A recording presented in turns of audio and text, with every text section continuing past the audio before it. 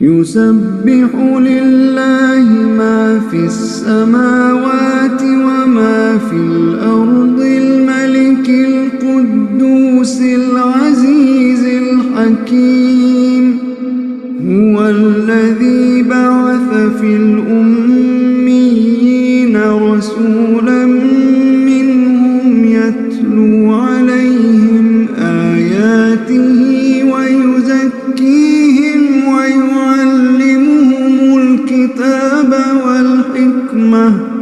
ويعلمهم الكتاب والحكمة وإن كانوا من قبل لفي ضلال مبين وآخرين منهم لما يلحقوا بهم وهو العزيز الحكيم ذلك فضل الله يؤتيه من يشاء والله ذو الفضل العظيم مثل الذين حملوا التوراة ثم لم يحملوها كمثل الحمار يحمل أسفارا بئس مثل القوم الذين كذبوا بآيات الله والله لا يهدي القوم الظالمين قل يا أيها الذين هادوا إن زعمتم أنكم أولياء لله من دون الناس فتمنوا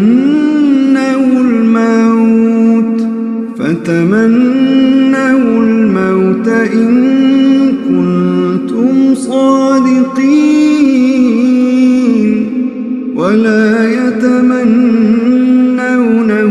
أبدا بما قدمت أيديهم والله عليم بالظالمين قل إن الموت الذي تفرون منه فإنه ملاقيكم ثم تردون إلى عالم الغيب والشهادة فينبئكم بما كنتم تعملون يا أيها الذين آمنوا إذا نودي للصلاة من يوم الجمعة فاسعوا إلى ذكر الله يا أيها الذين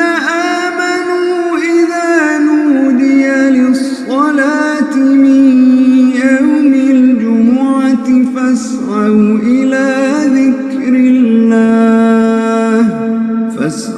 إلى ذكر الله وذروا البيع ذلكم خير لكم إن كنتم تعلمون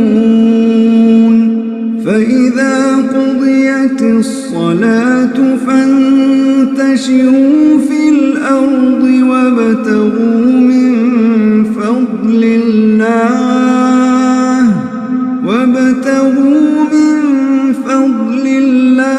واذكروا الله كثيرا لعلكم تفلحون وإذا رأوا تجارة أو لهوا انفضوا إليها وتركوك قائما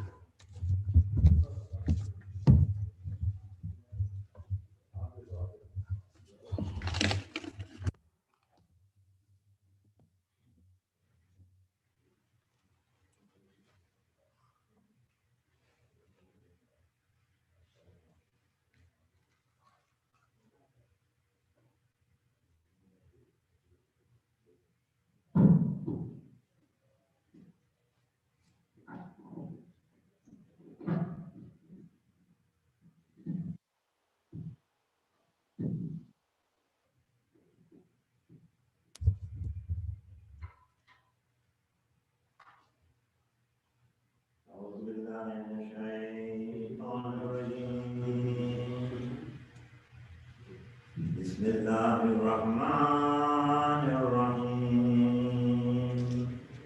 Innallaha wa malaikatahu yusalluna 'alan nabi. Ya ayyuhallazina amanu sallu 'alaihi wa sallimu taslima. Allahumma salli 'ala Muhammad wa ali Muhammad. Subhanallahi walhamdulillahi wa la ilaha illallah wallahu akbar walillahil hamd. Allahu akbar, Allahu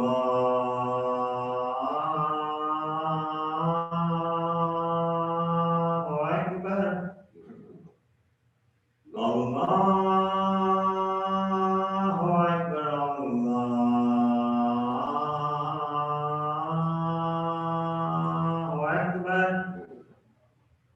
Ashhadu an la ilaha illallah. Ashhadu an la ilaha illallah. Ashhadu anna Muhammadar Rasulullah. Sallallahu alaihi wasallam. Ashhadu anna Muhammadar Rasulullah. Sallallahu alaihi wasallam. Ashhadu anna amiral mu'minina wa imamal muttaqina aliyan waliyullah. Ashhadu anna amiral mu'minina wa imamal muttaqina aliyan hujjatullah. Hayya 'alas salam, hayya 'alas salam,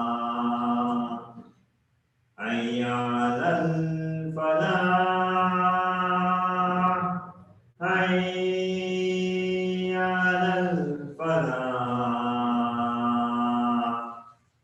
hayya 'ala khairil 'amal, hayya 'ala khairil 'amal. Allahu akbar, Allahu akbar. La ilaha illallah. La ilaha illallah. Bismillahirrahmanirrahim. Allahumma ij'alni baran wa lisanan wa shikaran wa rizqidaran wa auladi abrara waj'alni inda qawli nabiyyika Muhammadin sallallahu alaihi wa alihi wasallam mustaqarran qararan bi rahmatika ya arhamar rahimin. Allahumma salli ala Muhammad wa ali Muhammad.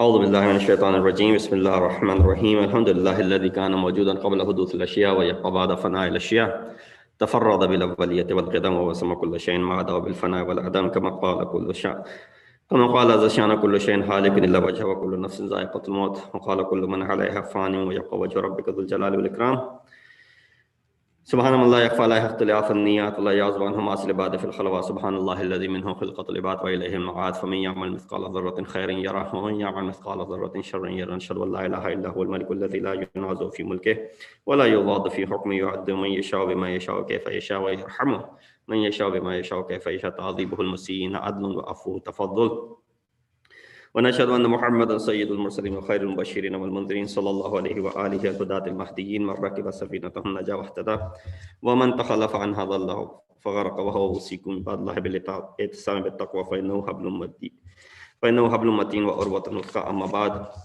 السلام عليكم ورحمة الله وبركاته.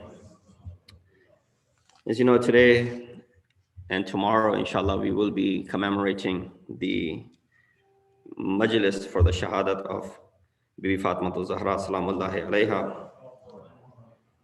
I'd like to send condolences to Imam of her time on this Shahadat of her grandmother, her Jadda, and as well as all of the mu'mineen and mu'minat. Before I begin, I'd like to extend and exhort all of you to adopt the taqwa of Allah, as is the best of provisions. Well, we're going through very difficult times, tough times, as far as this pandemic is concerned. We might have turned the page on the year 2020, but things are still, way long before they get back to normal again. But inshallah, as things gradually get better, the life continues, and we must not forget our roots and our bases and the things that we hold dear to ourselves and that are sacred to us, which is an integral part of the upbringing of our children. When we talk about Bibi Fatima Zahra Salamullah alayha, we say that she may not have been an imam, because we only have 12 imams, but she's amongst the ma'sumin. She's the mother of 11 infallible ma'sum. And hence, without a doubt, the imams owe her their infallible characteristics to their mother of the upbringing that she provided for them.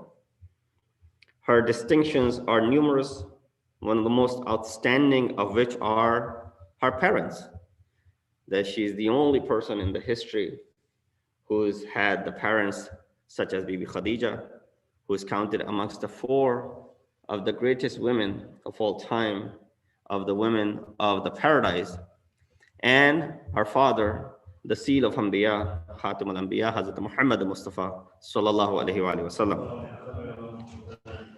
Parents have a huge influence on their children. We already know who her father was, and we know who her mother was as well. While her father was infallible, there's no question about his personality and integrity and honor. But Bibi Khadija, even if she may not have been under the official title of infallibility, but she possessed high merits. She was the first woman to accept Islam as her religion. And even before becoming a Muslim and embracing the religion, she used to perform the prayers according to Ibn Athir. Aisha said, I was not with the Prophet during Khadija's lifetime, but whenever Rasulullah slaughtered a sheep, he would send meat to Khadija's friends, to the extent that a person remembers his deceased wife, but remembers in a way that things that she held dear in her life are taken care of even after her demise. So Rasulullah is showing that respect, that whenever he's sharing something, he's making sure that he shares it with Khadija's friends and family members. At the time when people reject, and Prophet responded as to why he does that. One, because this is the haqq zawjiyat. And second, because she's the lady who entrusted me when people were turning their backs against me. Yeah, it is easy for people to jump the bandwagon when everything is down the hill. But when you're facing adversities, those who stand by you are the real force. Quran even calls upon them that those who migrated with you, Rasulullah, their status is different than those who did not migrate with you. Those who stayed back, Allah will deal with those people. Or when Prophet wanted to go to Battle of Tabuk, those who came with Rasulullah, their status is different than those who stayed back. When Prophet was sending a battalion under the command of a person by the name Usama, the young man, 17-year-old, those who obliged to Prophet's commands were different than those who declined and did not accompany, saying, how can we be under the young leadership of this person? So Prophet mentioned many merits about her. These ahadith and many others make it clear that Fatima's mother was a highly respected woman. The Prophet did not take a second wife as long as she was alive. And when she died, the Prophet named that year to be the year of grief and sorrow, Amul Huzn, and he personally buried Khadija. These are all parts of the agreed upon history that we have. As far as Bibi Fatima is concerned, last night we talked about the time of her birth and her wiladat and the dates of her shahadat.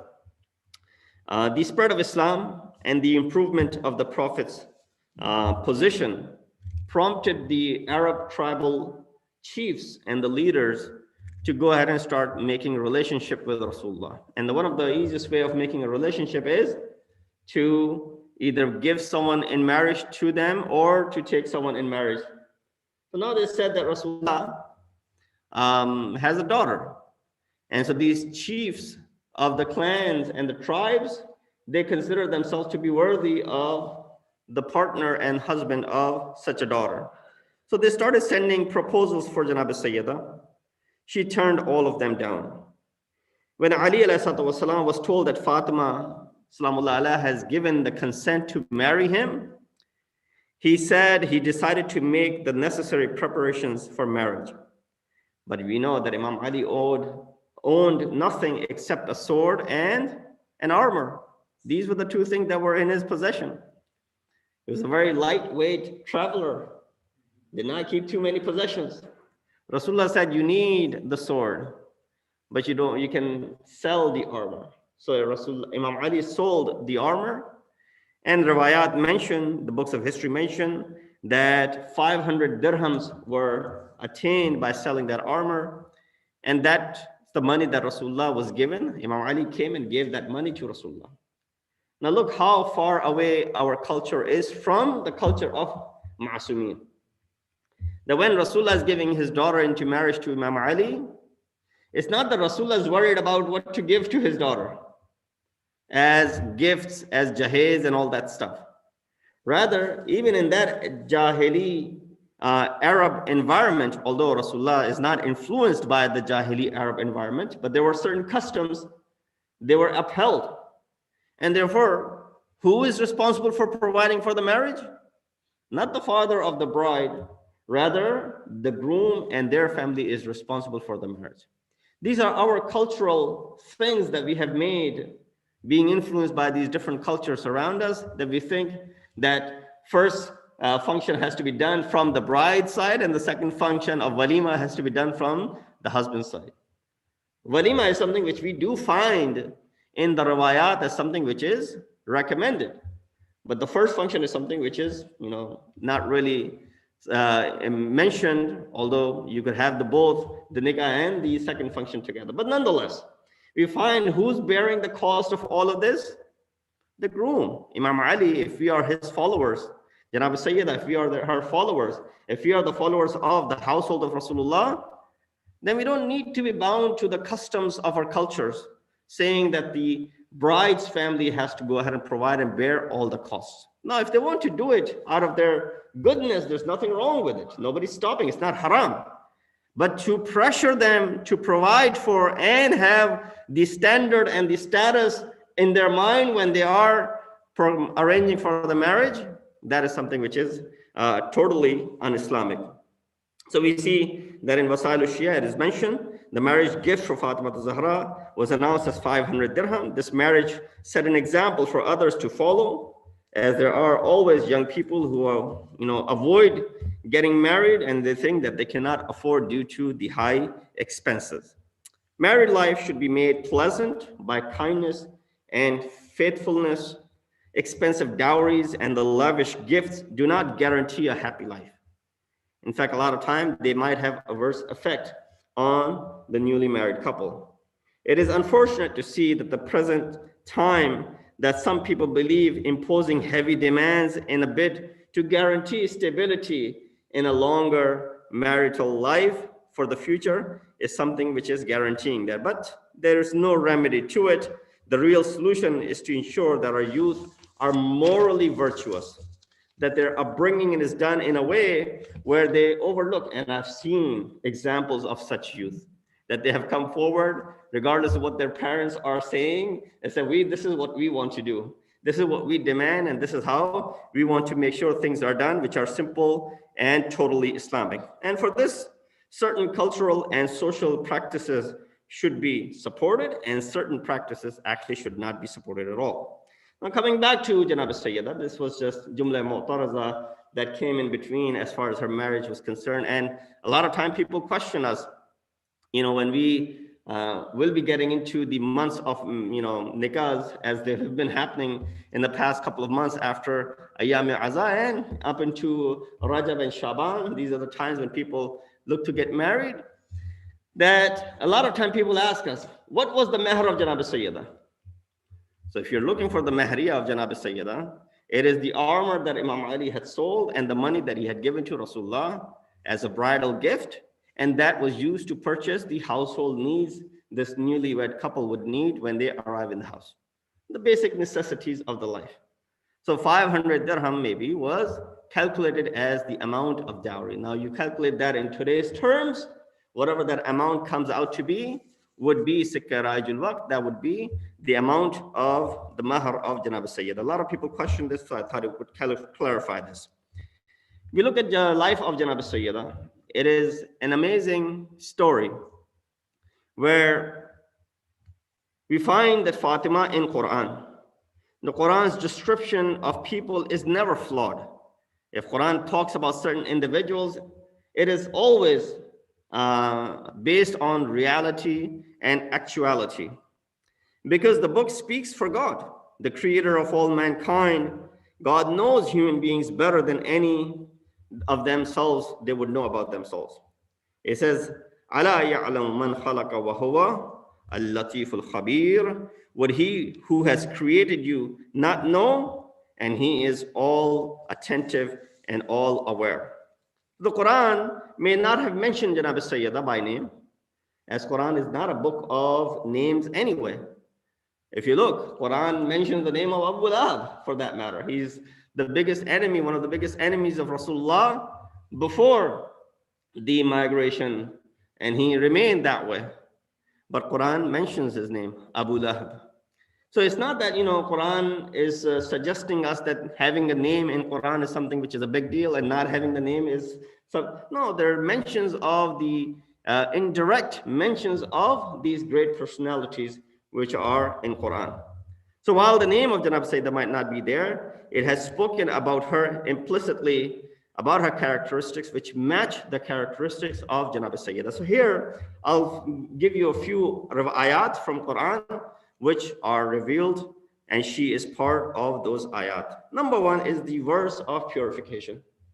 All of you, I'm sure, know this ayat from Surah Ahzab 33, إِنَّمَا يُرِيدُ اللَّهُ لِيُذْهِبَ عَنْكُمُ الرِّجْسَ أَهْلَ الْبَيْتِ وَيُطَهِّرَكُمْ تَطْهِيرًا. That this ayat, that this ayat talks about Ahlul Bayt. And we know the Sha'n al-Nuzul of this ayat, which is the Hadith Kisa, which is recited before any of our programs, whether the program is of happy nature or program is of the sad nature. We recite this Hadith Kisa for barakat, and this is when this ayat al-Tathir was revealed. The tradition with minor variations indicates that Janab Sayyida, of course, was part of this Kisa, and therefore she's part of this purification. And there were many questions raised as to, because the ayat is talking about the wives of the Prophet, so should they be included in it as well? So there's a riwayat. Salma was present over there, who is one of the highly exalted wives of the Prophet, someone who has a very high place as far as the wives of the Prophets are concerned. Janab Salma was highly important. She was there. She asked, "Oh Rasulullah, can I be part of this cloak as well? Because I'm mahram to you. I am your wife, and these are my children." Rasulullah said, "You are anti al khair. You are upon good, but you are not part of this exclusive club." And that is something which is chosen by Allah subhanahu wa ta'ala. So Hadith Kisa explains that Janab Sayyida was part of it. Therefore, this ayat says, "Innama yuridullahu liyudhiba ankum ar-rijsa ahl al-bayt." This ahl al-bayt is referring to Janab Sayyida as well. Number 2, the verse of Mubahala, which says, فَمَنْ حَاجَّكَ فِيهِ مِنْ بَعْدِ مَا جَاءَكَ مِنَ الْعِلْمِ فَقُلْ تَعَالَوْا نَدْعُوا أَبْنَاءَنَا وَأَبْنَاءَكُمْ وَنِسَاءَنَا وَنِسَاءَكُمْ. Surah Al-Imran, chapter 3, verse 61, talks about that when the event of Mubahala was taking place with the Christians of Najran, Rasulullah came and it was decided that you will bring your children, we will bring our children, you will bring your women, we'll bring our women. Rasulullah, as the misdaq of this ayat, the women he brought was only one woman, and that was his daughter, Bibi Fatima Zahra salamullahi alayha. So when it refers to Nisa in this ayat, it is explicitly referring to Nisa as Janab Fatima Zahra. Number 3, the verse of Mawaddah. It is well known that prophets have endured great difficulties and hardship, all for the sake of Allah subhanahu wa ta'ala, and the reward lies with Allah subhanahu wa ta'ala. However, God has obliged mankind to love the close associates of the final messenger. Now, when someone does something good for you, you compensate that person in different ways. Showing love is one of the ways of compensating. Rasulullah could not be compensated for what he had done for the mankind, for humanity, for Muslims specifically, but it's still Allah subhanahu wa ta'ala wanted something which would satisfy Rasulullah. He said, قُلْ لَا أَسْأَلُكُمْ عَلَيْهِ أَجْرًا إِلَّا الْمَوَدَّةَ فِي الْقُرْبَى. It is mentioned that the word qurba refers to Ahlul Bayt, and these Ahlul Bayt, amongst them is Janab Fatima Zahra. Therefore, this ayat is referring to Janab Fatima Zahra. Number 4, the ayat of It'am, feeding. Amir al-Mu'mineen Ali ibn Abi Talib, Fatima Zahra, and their sons Hassan and Hussein, as well as their servant Fadla, who helped Janab Sayyida, had decided to fast for 3 days as part of a vow for the health and of Imam Hassan and Imam Hussein. So this ayat of Surah Dahr was revealed, إِنَّمَا نُطْعِمُكُمْ لِوَجْهِ اللَّهِ لَا نُرِيدُ مِنْكُمْ جَزَاءً وَلَا شَكُورًا. No one disbelieves or no one has contradicted that this ayat of Surah Dahr, chapter number 76, ayat number 8 and 9, in fact, the entire chapter was revealed praising Ahlul Bayt, and the centralized position amongst those Ahlul Bayt is of Janab Fatima Zahra. Therefore, ayat It'am, chapter 76, verses 8 and 9 are referring to Janab Fatima Zahra, salamullahi alayha. So these are the 4 ayat of purification, 33, ayat of Mubahala, chapter 361, ayat of Mawadda, chapter 42, ayat 23, and ayat of It'am, chapter 76, ayat number 8 and 9 are all explicitly including the life and the personality of Janab Sayyida. But then there's a chapter, the entire chapter, it is revealed and it is mentioning and it is talking about the merit of Janab Sayyida. And this is something which is, again, many of the Sunni scholars also believe in. All of the Shia scholars believe in this. The Surah Al-Kawthar, which is one of the smallest and the smallest chapter of Quran. The enemies of Prophet, such as As ibn Wa'il, taunted Prophet for not having any male descendants, but God dismissed this view and revealed these verses to tell him that he will have a progeny through Fatima Zahra. So when Rasulullah only had this daughter, Fatima, and did not have any male kids who had all died, they were making fun of Rasulullah, mocking him, saying that his religion will be buried with his death as well. But we find that Fakhr Razi says, God means he will protect the Prophet's progeny for the rest of the time. Look how many of the Prophet's household have been killed, but still the world is replete with them. They're constantly coming about, but there's no one important from the Umayyad family. Then look at the scholars in the Prophet's family like Al-Baqir, As-Sadiq, Al-Kadhim, and Ar-Rida. This is mentioned in Mafatih al-Ghaib by this great scholar who talks, Ahl Sunnah scholar, who talks about those who came from the progeny of Janab Sayyid. So this entire chapter, which says, Inna a'tainaka al-Kawthar, the word Kawthar refers to Janab Fatima al-Zahra. Fatima is a paragon of virtue.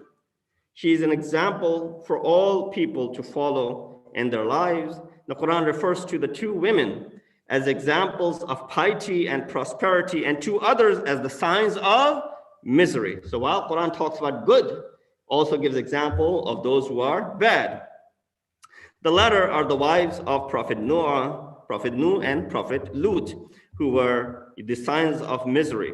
These two women betrayed their husbands, who were messengers of Allah, to that effect that Quran had to say, Daraballahu mathal, that Allah subhanahu wa ta'ala is giving the example of the wives of Nuh and the Lut. Kanata tahta abadain min ibadina salihin. They were under two of our servants, but they did what? Kufr. The two examples of the prosperity of the women that are mentioned in Quran are Asiya, wife of Fir'aun, and Bibi Maryam, mother of Hazrat Isa alayhi salam. Asiya was the queen of Egypt who accepted the invitation of Hazrat Musa regardless of all the risks. Pharaoh was infuriated when he discovered his wife's inclination towards his enemy, which was Hazrat Musa alayhi salam, by the way. Despite his love for her, he really loved her, he crucified her as she refused to change her beliefs and the acceptance of God and Moses. So that also an example that Quran mentions about Hazrat Asiya alayhi salam. The second woman, of course, is Bibi Maryam. There's an entire chapter of Quran that has been dedicated for her. Lastly, I'll conclude that Janab Fatima as the best woman of the world. The third example of women to follow is Fatima. The Prophet had asked that 4 women, including his daughter, will be the best of the women in heaven. And therefore we see that Aisha says, I found nobody more virtuous than Fatima except her father.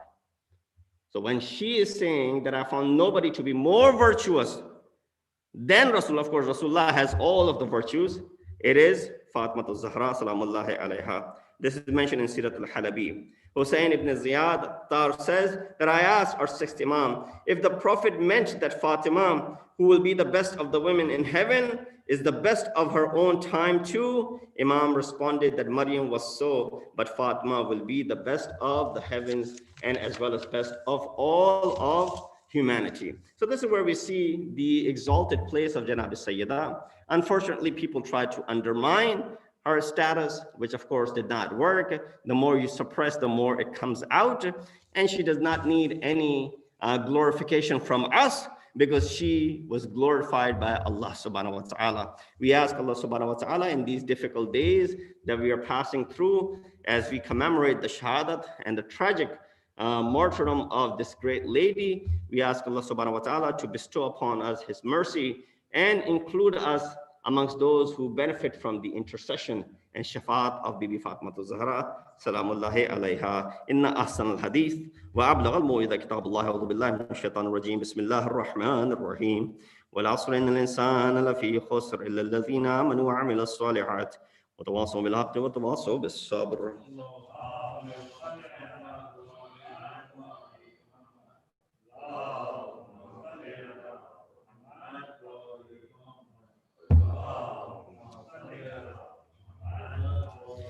بسم الله الرحمن الرحيم الحمد لله الذي لا إله إلا هو الحليم الكريم غافر الذنب وقابل التوب وهو الغفور الرحيم سبحان من سبقت رحمته غضبه وبسط اليدين بالرحمة سبحان من لم يكلف نفسا إلا دون وسعها وعن السيئات ولم يجاز بها سبحان من لا يزداد على معاصي العباد إلا كرما وجودا ولا كثرة الذنوب إلا عفوا وصفحا. نشهد أن لا إله إلا هو لطوف على العباد بجوده والعباد والمظلمين بحلمه. ونشهد أن محمدا نبيه وحبيبه سيد المرسلين وشفيع المذنبين بعثه رحمة للعالمين. ألا قد أمركم الله في محكم كتابه بالصلاة على نبيه وحبيبه، فقال تعليما لكم وتشريفا للصفي: إن الله وملائكته يصلون على النبي يا أيها الذين آمنوا صلوا عليه وسلموا تسليما.